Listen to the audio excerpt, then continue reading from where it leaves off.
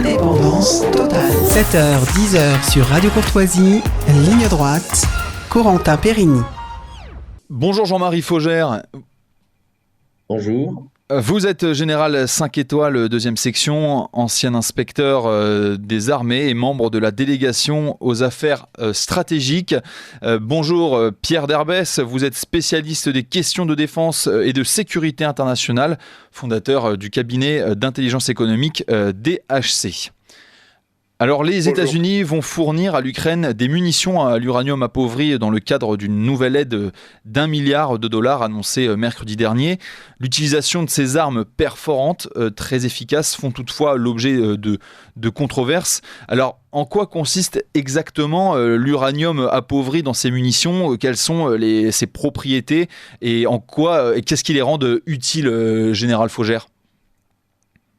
Oui, alors ces munitions effectivement causent problème puisqu'il s'agit d'un isotope de l'uranium, mais qui est faiblement radioactif.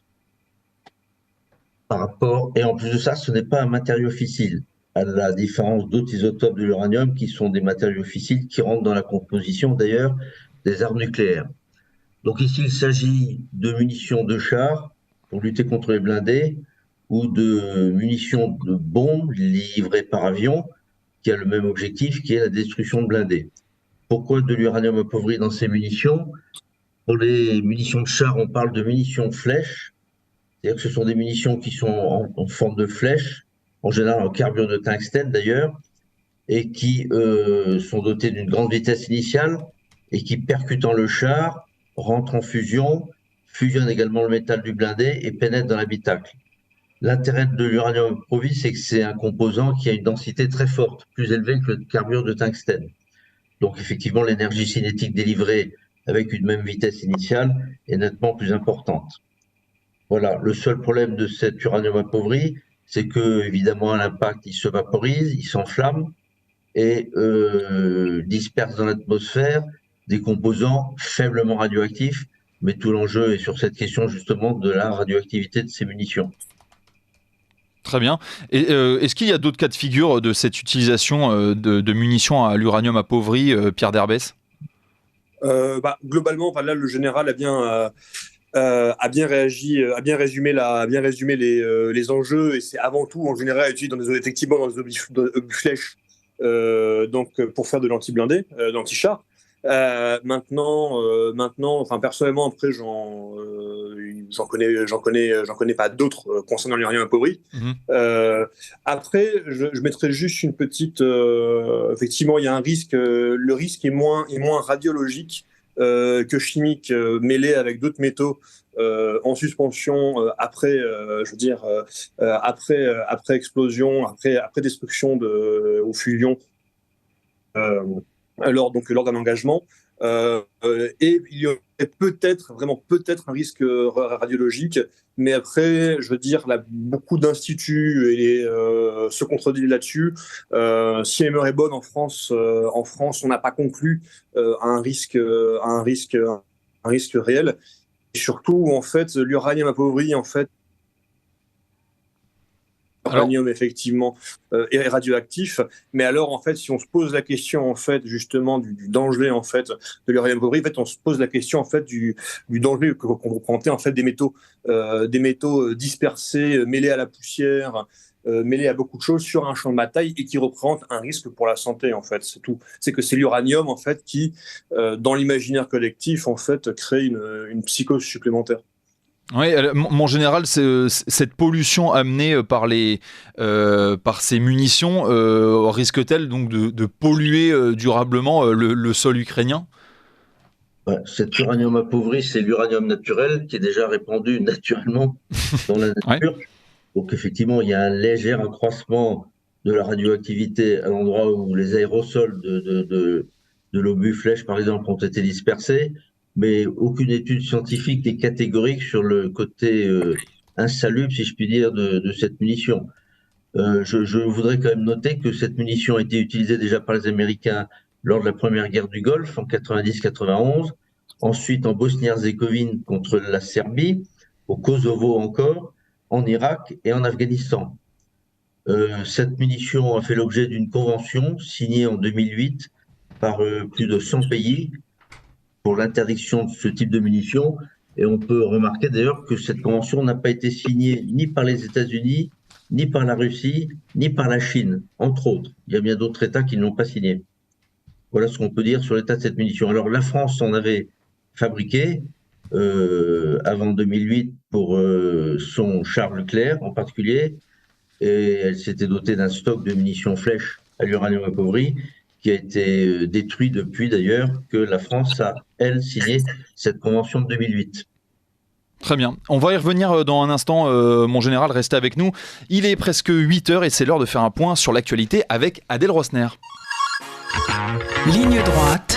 Allez, venez, Milord, vous asseoir à ma table. Ici, c'est confortable. La table ronde. Et nous sommes avec le général 5 étoiles 2S, Jean-Marie Faugère, ancien inspecteur des armées et membre de la délégation aux affaires stratégiques, et Pierre Derbès, spécialiste des questions de défense, fondateur du cabinet d'intelligence économique DHC. Alors mon général, vous parlez de cette convention qui a régulé les armes à l'uranium appauvri. Les États-Unis n'en sont pas membres. Est-ce qu'ils vident ce stock de munitions un petit peu, comment dire, pas très pratique, pas très accommodante, on les livre à l'Ukraine pour qu'elles soient enfin écoulées. Est-ce qu'il y a un peu de cynisme là-dedans ? Bon, écoutez, du cynisme dans la décision américaine serait très étonnant depuis le début de ce conflit. Mais je ne jurerais pas que ce soit le mobile premier. Je crois qu'en fait, effectivement, ils fournissent ces armes parce que c'est une munition très efficace contre des blindés et des chars, donc. Et je crois qu'il n'est pas question de vider leur stock, mais puisqu'ils n'ont pas signé la convention. Je pense qu'ils ne la signeront jamais, d'ailleurs, comme beaucoup d'autres. Donc voilà, je ne pense pas qu'il faille prêter de mauvaises intentions sur cet aspect-là. Ça fait partie de l'aide militaire largement attribuée par les États-Unis sur l'Ukraine, et je ne crois pas qu'il y ait lieu de polémiquer sur cette affaire davantage. Alors revenons sur cette aide militaire, une nouvelle aide qui sera accordée à l'Ukraine, 1 milliard de dollars. Ça représente quoi, Pierre Derbès, 1 milliard de dollars pour mener une guerre ? Ça dépend de l'intensité de la guerre et ça dépend de pas mal de choses. Dans le cas précis de l'Ukraine. Dans le cas précis du conflit ukrainien, j'entends, bien sûr. Oui, bien sûr, mais c'est conséquent, même si, en fait, sur le total de l'aide américaine qui a été versée, c'est finalement pas énorme. Enfin, il y a environ 70 milliards qui ont été promis, sans compter l'aide des autres grands pays européens, mais aussi des pays, des pays riverains, qui d'ailleurs en proportion donnent beaucoup plus que les Américains, pas les riverains des pays voisins de l'Ukraine. 1 milliard en soi, par rapport au prix de certains équipements, ça peut être considéré comme d'un côté pas énorme, surtout compte tenu du taux d'attrition qui est constaté durant ce conflit, d'attrition des matériels. Maintenant, ça dépend ce qu'ils vont en faire. Est-ce qu'ils vont s'en servir pour acheter de l'équipement individuel ? Est-ce qu'ils vont s'en servir, comment dirais-je, pour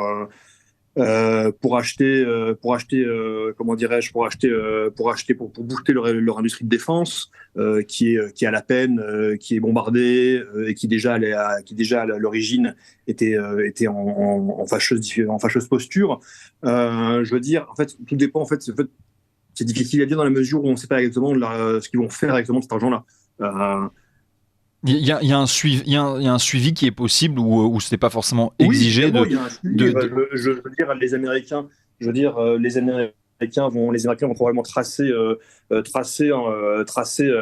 cette aide, aiguiller les dons pour les injecter soit dans leur BITD ukrainienne, soit directement dans l'administration militaire ukrainienne, soit vont exiger en retour des achats auprès de leur propre BITD, ce qui est assez probable, je pense. Leur propre industrie de défense. Ouais. Je veux dire, donc faire une petite commande en circuit fermé, c'est assez classique.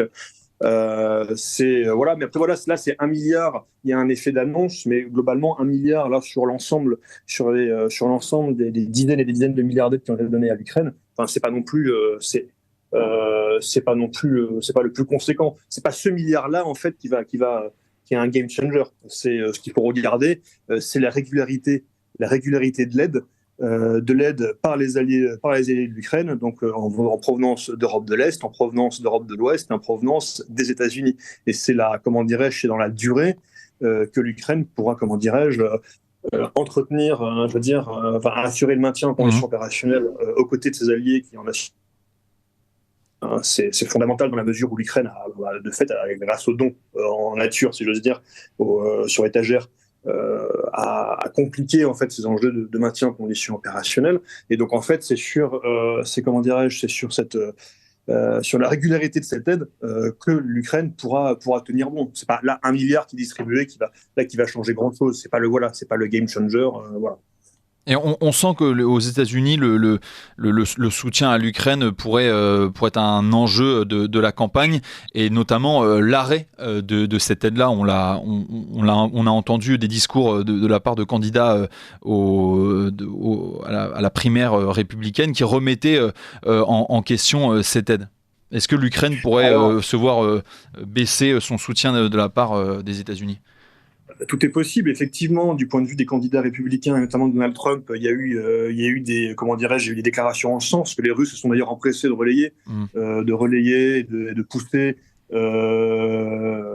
pour justement peser sur ce débat-là et peut-être pour fragiliser la confiance. Maintenant, est-ce que l'élection de Donald Trump entraînera un arrêt brutal des aides à l'Ukraine?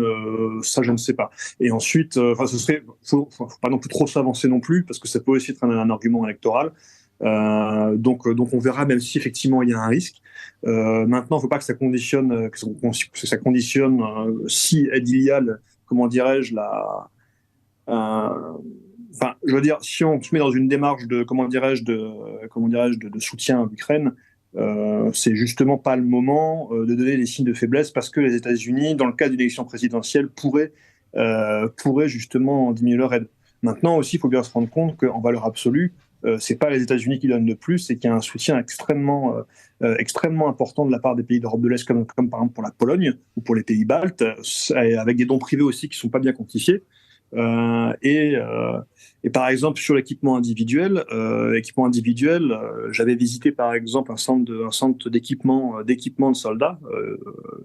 La grande majorité des dons en termes de protection balistique, en termes de de kits médicaux, en termes de treillis, en termes de toutes ces choses-là, proviennent en grande majorité d'Europe de l'Est. Pour donner en fait un kit. Mon général, qu'est-ce que ça change dans la tactique militaire russe de savoir que l'Ukraine sera désormais équipée de ces munitions perforantes? Bon, je pense que ça ne changera pas grand-chose. Je pense que les Russes en ont également d'ailleurs. Il ne faut pas croire, si vous voulez, qu'il y ait une panacée en matière d'armement. Hein. Si vous faites la référence avec les drones, dont on nous parle sans cesse pour dire que finalement c'est la résolution des conflits de demain, on se rend compte que le drone ne conclut pas mieux un conflit que d'autres armements qu'on avait évoqués dans le passé. Donc je pense que cet apport de munitions à l'uranium ne changera absolument pas le cours des choses. Il donnera peut-être une petite avantage ponctuel et local sur les endroits sur lesquels elles seront appliquées, mais ça n'ira sûrement pas au-delà. Oui. Une réaction à ça, Pierre Derbès? Oui, il y a souvent tendance dans les annonces à la presse de faire venir en fait des game changers ou des armes qui vont tout basculer. Non, c'est des munitions, c'est des systèmes d'armes qui sont donnés à l'Ukraine pour les aider dans ces opérations. Je veux dire à l'uranium appauvri, comme on l'a dit, c'est une munition anti-char. Je veux dire, c'est pas le premier type de munitions anti-char qui sont livrées à l'Ukraine. On pense évidemment aux javelins qui ont été dans les premiers mois du conflit au centre des combats, et qui effectivement avaient un effet qui était très positif dans la petite guerre qui était menée par les Ukrainiens contre l'invasion russe. Ce que je veux dire par là, c'est que voilà, on en a fait aussi beaucoup, d'ailleurs venant de l'Ukraine et des Ukrainiens aussi au passage, beaucoup aussi sur les drones Bayraktar, dont l'effet était positif, mais qui n'était pas non plus un game changer, même s'ils faisaient le travail qu'on attendait d'eux. Donc voilà, s'il va y avoir un peu ce prisme déformant qui va voilà, pareil pour les armes à sous-munitions. Les bombes à sous-munitions, je veux dire, ce sont des systèmes d'armes qui vont s'insérer dans la manœuvre opérationnelle qui vont produire des effets tactiques, et c'est un ensemble d'effets tactiques qui va produire des effets opératifs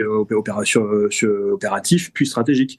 Et donc voilà, il faut pas à chaque fois en fait soit faire une polémique sur l'usage de ces armes ou sur leur effet, ou justement excès inverse, en faire comme je dis, des game changers. Des game changers, on traduira par changeur de cours du jeu. Oui. Je ne saurais pas comment traduire. Alors, avec Machina. En général, il y a dans les médias une excitation autour de ces armes quand on parle du canon César, donc des drones Bayraktar turcs. À chaque fois, les médias sont très enthousiastes quand on parle d'une nouvelle arme. C'est quoi ? Parce qu'ils découvrent leur ingéniosité, leur efficacité. Oui, je crois que c'est un effet médiatique important pour les journalistes, et donc ça rend sensible l'opinion publique à ces arguments, mais faussement, parce que comme nous le disent récemment, il n'y a aucun avantage sérieux et efficace sur le terrain à attendre de ces armes. Vous évoquez le canon César, qui est effectivement un excellent canon, qui est excessivement mobile, mais son équipage, par exemple, n'est pas protégé. L'équipage est en plein air. Donc déjà en France, on commence à réfléchir pour des conflits futurs de haute intensité, si finalement il faudrait pas mieux reprotéger l'équipage. Aujourd'hui, ce canon tire sa force de son extrême mobilité, c'est-à-dire qu'il se met très rapidement en position de tir, en batterie, il tire sa salve et il déménage aussitôt, ce qui le rend effectivement moins vulnérable aux répliques adverses de tir anti-batterie. Ouais. Voilà. Et alors vous qui êtes général, donc vous dites que les drones ou bien ces munitions à l'uranium appauvri ne vont pas nécessairement en effet changer le cours de ce conflit. Tactiquement, pourquoi entre guillemets l'Ukraine qui est appuyée par les États-Unis n'a pas trouvé, si j'ose dire, pas la solution miracle, mais la tactique qu'il faut pour repousser rapidement l'armée russe? Est-ce que c'est aussi parce que voilà, il y a quand même une armée qui est inférieure, mais pourtant sur la tactique, est-ce que les États-Unis pourraient être l'Ukraine appuyée par les États-Unis ne pourrait-elle pas être meilleure tactiquement, pardon? Tactiquement, vous pourriez faire le même constat sur l'armée russe. Donc, on se retrouve effectivement dans une position aujourd'hui de ce conflit qui ressemble un peu à la période de 1915 pendant le premier conflit mondial. Mmh. Tout le monde s'enterre finalement pour résister, ce que font très bien les Russes. Je pense qu'on a oublié les grandes leçons de l'histoire d'ailleurs, avant de s'attaquer aux Russes. Napoléon pourrait en parler, ainsi que l'Allemagne nazie. Mais la grande différence, au-delà de tous ces systèmes d'armes qu'on évoque, qui n'ont rien de miraculeux comme effet sur le terrain, c'est surtout la vaillance des hommes qui compte dans ces conflits. Et on redécouvre effectivement que l'Ukraine aujourd'hui va être une nation qui se défend en bec et ongle, et que les Russes résistent également. Et l'issue du conflit aujourd'hui, je défie quiconque de la définir finalement sans que ça ne passe par des négociations diplomatiques. Je crois que militairement parlant, on est vraiment dans le mur en ce moment, quelle que soit l'aide américaine, l'aide européenne, au profit de l'Ukraine. Je crois effectivement que la situation semble bloquée et qu'il serait temps maintenant de retourner à la table de négociation. Mais pour cela, il faudrait que le monde américain déjà cesse finalement son emprise sur ceux qui soutiennent ce conflit, du côté ukrainien d'ailleurs, l'Europe pour ne pas la nommer, pour revenir à des schémas plus raisonnables. Alors, oui, Pierre Derbès, vous voulez réagir? Oui, j'ai un juste désaccord. Enfin, je suis d'accord avec le général concernant le fait qu'il faut pas s'enflammer sur là un don qui est plus médiatique qu'un autre. Maintenant, c'est des dons qui rentrent comment dirais-je, dans la manœuvre ukrainienne.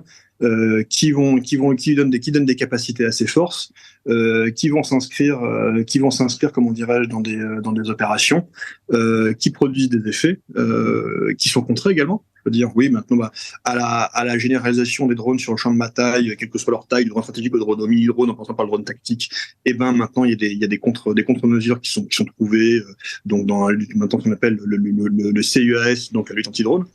Mais ça veut pas dire qu'en fait ça s'annule et qu'il faut arrêter de donner arrêter de soutenir un pays qu'on s'est engagé à appuyer. Je veux dire, c'est en fait c'est une guerre, et dans une guerre il y a d'attrition. Maintenant que le front soit figé, c'est vrai, qu'on soit dans un schéma Première Guerre mondiale, c'est vrai également. Comment dirais-je, mais il n'y a pas que les États-Unis aussi qui sont en ligne de compte, qui rentrent en ligne de compte. Je veux dire, il y a aussi les pays, nos pays alliés d'Europe de l'Est pour qui ce conflit compte, qui sont effrayés par la Russie, qui du coup maintenant ont de bonnes raisons de l'être, même si c'était plus contestable avant, maintenant ça l'est beaucoup moins.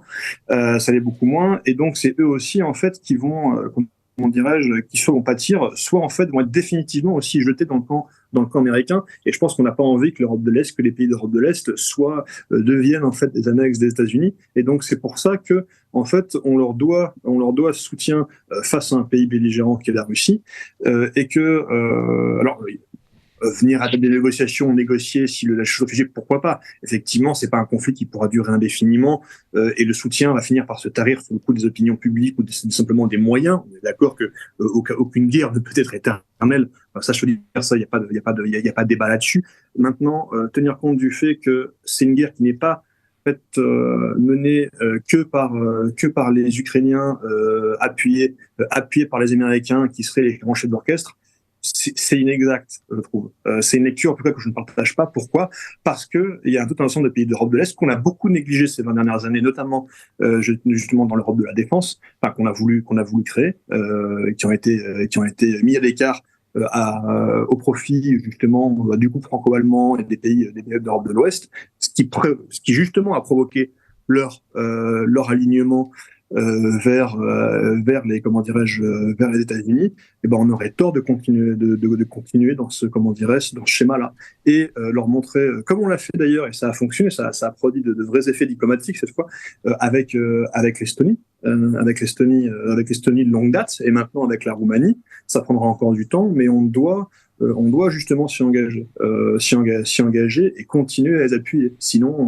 Sinon, en fait, on aura perdu de l'argent pour pas grand-chose, et en plus, on perdra toute une série d'alliés en Europe de l'Est, et en fait, paradoxalement, on renforcera les positions de Washington en Europe, et je pense que personne n'en a envie.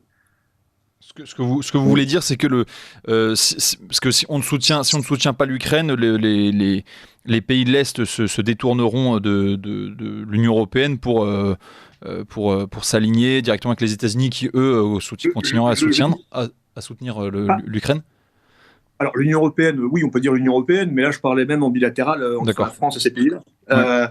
Je veux dire, mais oui, ça sera aussi avec les pays d'Europe de l'Ouest en général. Je veux dire, et il y a une compétition d'ailleurs des pays d'Europe de l'Ouest, l'Allemagne, la Grande-Bretagne, la France, pour savoir qui est le partenaire privilégié justement, qui est de ces pays d'Europe de l'Est.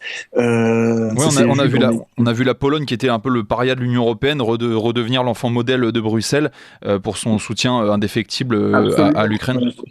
Absolument. Et d'ailleurs, justement, longtemps, j'ai critiqué la Pologne aussi pour ses achats sur étagère à l'industrie de défense américaine, et ça continue, ça comporte encore aujourd'hui. Mais d'un côté, ça n'est que la conséquence, en fait, et c'est là que je vais répondre à votre question. Ça n'est que la conséquence, de 20 ans de mise à l'écart, de 20 ans où l'Europe a ignoré les alertes polonaises concernant la Russie, 20 ans où la Pologne a été mise à l'écart, considérée pour des raisons strictement idéologiques comme un membre non légitime, j'exagère à peine, de l'Union européenne. Et en fait, 20 ans plus tard, alors qu'un conflit conventionnel démarre, démarre sur notre continent. En fait, on s'étonne que la Pologne, en fait, ait une armée qui soit quasi intégrée à l'armée américaine. Oui, c'est pas si étonnant que ça, en fait.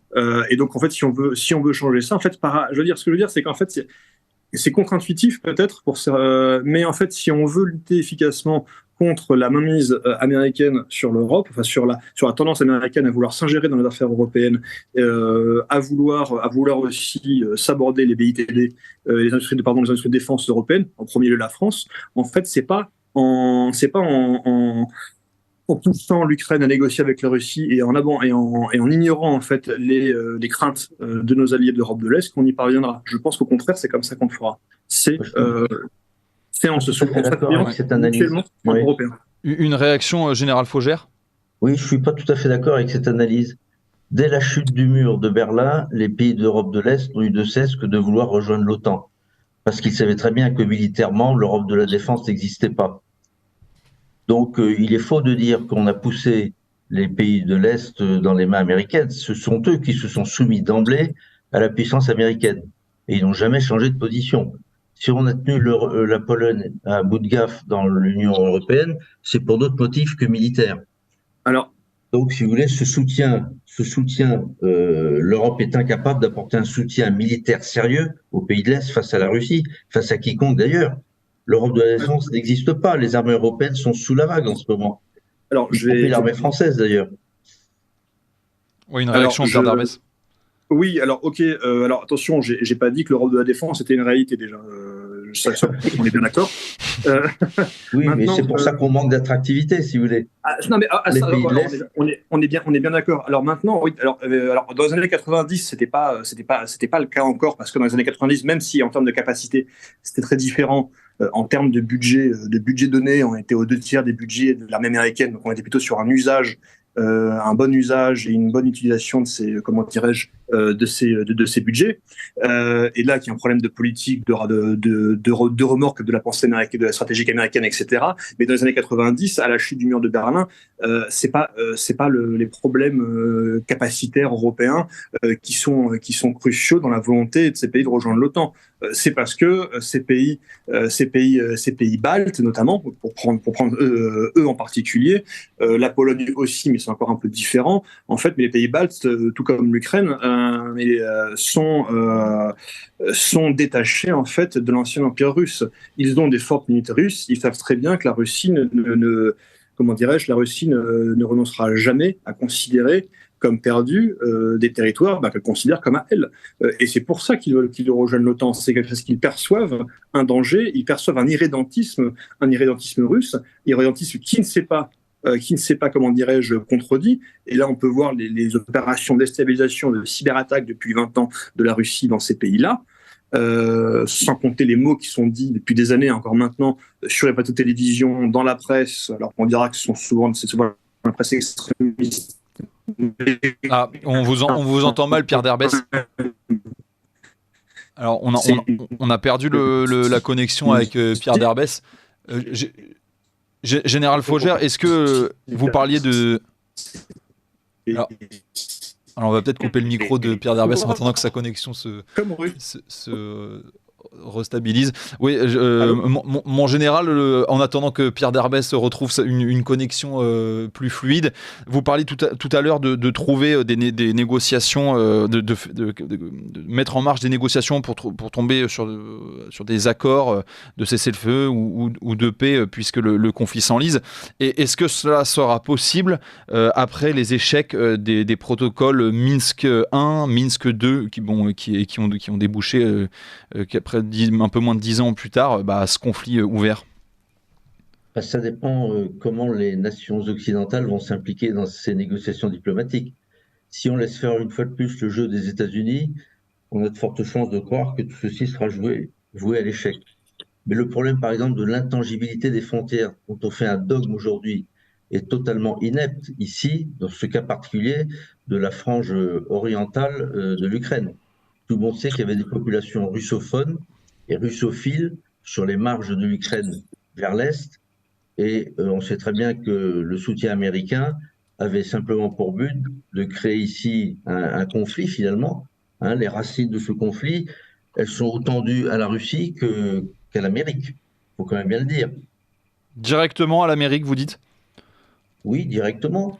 Pour quelle raison? Affaiblir la Russie et éviter que l'Europe ne s'entende avec la Russie. Car une Europe qui conclurait des accords avec la Russie pourrait être dangereuse économiquement pour les États-Unis. Donc, le but des États-Unis, on l'a bien vu déjà dans la guerre des Balkans, c'est d'affaiblir l'Europe. Les États-Unis ne veulent pas d'Europe puissance. Et d'ailleurs, il est intéressant de remarquer que les Anglais, qui se sont retirés de l'Union européenne, finalement jouent le jeu à fond des Américains et sont même des bouts de feu. Parce que pour l'Angleterre, il était hors question également qu'une grande puissance émerge sur le continent européen. Donc on est toujours dans ce débat finalement, hein, qui court depuis quelques siècles maintenant, et on n'en sortira pas. Donc il est raisonnable de revenir à la table de négociation, que les Russes et les Ukrainiens s'entendent sur un modus vivendi sur cette zone orientale pour faire la part des choses, et il serait primordial que l'Ukraine soit militairement neutre dans ses affaires, c'est-à-dire n'intègre ni l'OTAN ni aucune autre alliance. Enfin, c'est un point de vue personnel, mais qui me semble s'appuyer sur des faits historiques indéniables. Vous m'entendez ou pas là? Oui, on vous entend, Pierre Derbès, vous voulez réagir? Oui, là j'ai encore un désaccord. On est d'accord sur un point. C'est qu'on ne veut pas d'ingérence américaine en Europe. Ça d'accord. On ne veut pas que les Américains dominent, influencent plus que de raison, n'influencent pas du tout en fait la politique européenne et française a fortiori. C'était même les mots du président Macron. Oui, c'est exactement. C'était Maud qui justement, même au lendemain de l'invasion, justement, avait clairement laissé entendre que c'était une affaire qui devait se régler entre Européens. Alors effectivement, ça peut être considéré comme un petit peu présomptueux dans la mesure où depuis 20 ans, comme le général l'a effectivement dit, on est devenu moins attractif en termes militaires parce qu'on a sabordé. On a converti un appareil militaire pour des risques qui étaient des risques globaux qui étaient ce qu'ils étaient et qui nécessitaient des forces expéditionnaires et non pas des forces conventionnelles. Maintenant, ça fait plusieurs années que les états-majors, que le service de renseignement, etc., je schématise, préviennent sur le risque d'un retour de conflit de haute intensité, conflit conventionnel, et qui ne sont... Bon, maintenant ils le sont, donc ça c'était un problème, mais c'est pour ça qu'il faut quand même modérer un peu cette assertion qui dit que depuis 30 ans on fait rien. Ça c'est pas vrai. On fait différemment, mais ça fait déjà effectivement au moins 10 ans qu'on aurait dû se réarmer, en revanche. Donc il y a effectivement une baisse de l'attractivité, mais on doit régler ces affaires entre Européens, et si on va régler ces affaires entre Européens, on ne doit pas justement faire le narratif d'un belligérant qui d'ailleurs peut être aussi considéré comme en partie extra-européen, à savoir la Russie. Et la Russie, je veux dire, c'est pas que les États-Unis et manœuvrer et travailler, se sont rapprochés de l'Ukraine et que ça aidait plus la Russie, c'est vrai, mais c'est la Russie qui envahit. C'est la Russie qui depuis des décennies s'ingère dans ces affaires-là et qui a les frais nos alliés d'Europe de l'Est. Parce qu'il n'y a pas que l'Ukraine qui est en jeu, encore une fois. Il y a aussi un pays comme l'Estonie qui a envoyé un contingent à Barkhane, qui était d'ailleurs une réponse directe justement au déploiement depuis des années de soldats français sur son territoire. Il n'y a pas que ces pays, il n'y a pas que l'Ukraine en jeu.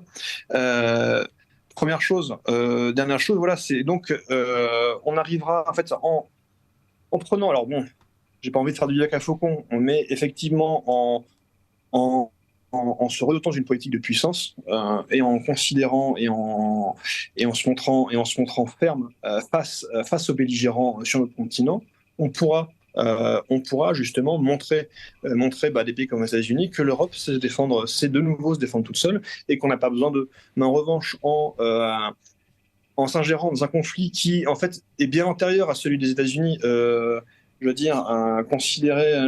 c'est facile de demander aux Ukrainiens de négocier si on examine un petit peu le passif qu'il va y avoir avec l'Empire russe et précisément avec l'émanation communiste. Qui a créé des troubles, des troubles et des souvenirs extrêmement douloureux. Et là, on va passer on pense par exemple aux famines orchestrées par Staline. Même sur le terrain, les Russes ethniques, si j'ose dire, les russophones, ont été particulièrement choqués de l'invasion de 2022 et ont finalement fait une sorte de perestroïka, si vous me passez l'expression, ukrainienne. C'est qu'il y a, on est effrayé, et même chez les Russes, même chez les Russes ethniques là-bas, on est effrayé par l'impérialisme russe. On est choqué par ces actions. Et en fait, le narratif un peu victimaire des Russes ne tient plus vraiment. Et donc, moi, je pense que si on veut une Europe forte et que la France la mène, littéralement la France qui effectivement est la dernière nation militaire d'Europe, même si elle doit convertir d'urgence va convertir et donner plus de profondeur capacitaire à son outil militaire. La France peut mener comment dirais-je, mener ce mouvement. Alors, on le fait déjà en partie d'un point de vue strictement déclaratif. Après, les moyens ne viennent pas nécessairement, ne viennent pas assez vite. Ça prendra du temps, c'est-à-dire, on ne rebâtit pas un outil militaire pour, qui de haute intensité du jour au lendemain. Comme ça, du jour au lendemain. On n'est pas la Chine.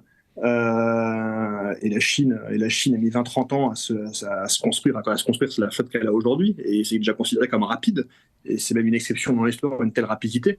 Je prends cet exemple, hein, c'est peut-être pas le plus adapté, mais ce que je veux dire par là, c'est que voilà, ça viendra pas tout de suite, mais si en fait tout de suite on se donne pas les armes cognitives pour se mettre dans dans ces rails, ça ne fonctionnera pas.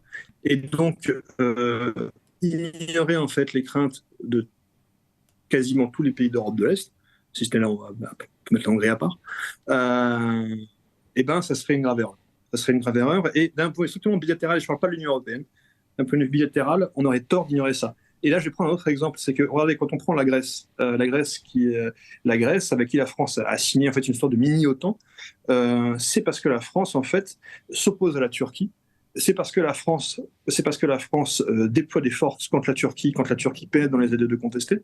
C'est parce que la France assure de son soutien militaire en cas de, comment dirais-je, d'agression turque. Et ça entre deux pays de l'OTAN. C'est pour ça, pour vous dire qu'en fait, on n'a pas à gagner. Je veux dire, je pense que la France a tout à gagner en fait à avoir des partenariats militaires et stratégiques avec des nations moyennes qui se sentent de plus en plus isolées, de plus en plus et non protégées. C'est ce que font les Américains avec les pays de l'Est. C'est ce qu'on doit faire nous aussi pour justement, à terme, les dissuader d'agir avec les États-Unis. D'ailleurs, les États-Unis qui sont particulièrement ambigus vis-à-vis de la Turquie, en fait, finalement, ont favorisé ce rapprochement franco-grec. Et ça, c'est ce type de partenariat qu'on doit continuer. C'est ce qu'on fait aussi sur notre continent avec les Émirats arabes unis. C'est qu'on garantit leur intégrité territoriale. Et c'est ça. Ignorer en fait les craintes existentielles de pays européens, donc des PECO, des pays baltes, de la Pologne, de la Roumanie, ça serait une grave erreur. On peut considérer, et on a raison, que les États-Unis sont un compétiteur stratégique relativement hostile à la France, mais c'est le cas de la Russie aussi, en fait. Et je pense que cette guerre a montré que ce n'était pas un partenaire fiable. En tout cas, pas tout de suite. Et voilà. Et je pense que, de mon point de vue, c'est plutôt la politique à adopter. Mon général, que faut-il pour reconstituer une vraie défense française, un vrai appareil de défense français, si j'ose dire, comme le décrivait Pierre Derbès, ça passe par déjà de l'accepter, d'avoir une volonté politique. Oui, il faut tout d'abord une volonté politique qui n'existe pas. Alors on a droit à de belles paroles de tous les présidents successifs, particulièrement l'actuel, mais tout ça ne change rien. On nous dit que la loi de programmation militaire qui vient est un effort considérable, mais on sera à peine à 2% du PIB, un PIB qui est mal en point d'ailleurs, alors qu'on était quand même encore en 90-91 au-dessus de 3%.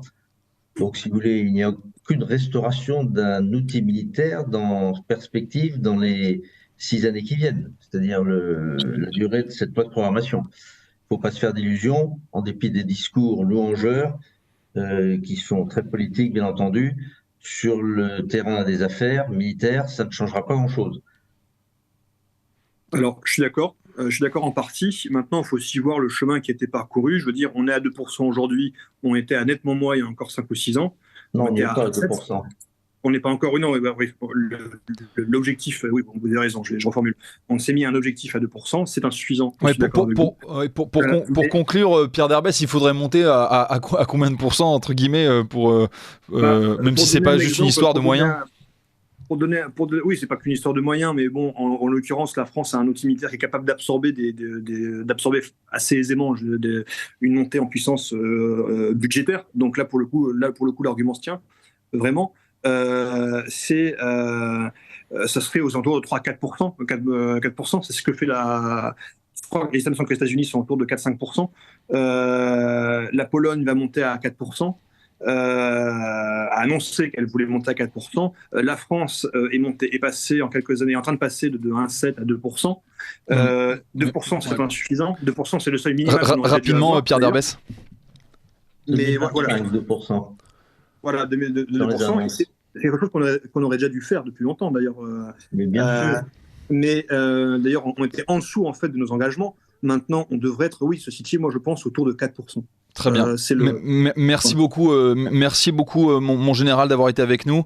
Je rappelle que vous êtes général 5 étoiles, ancien inspecteur des armées et membre de la délégation aux affaires stratégiques.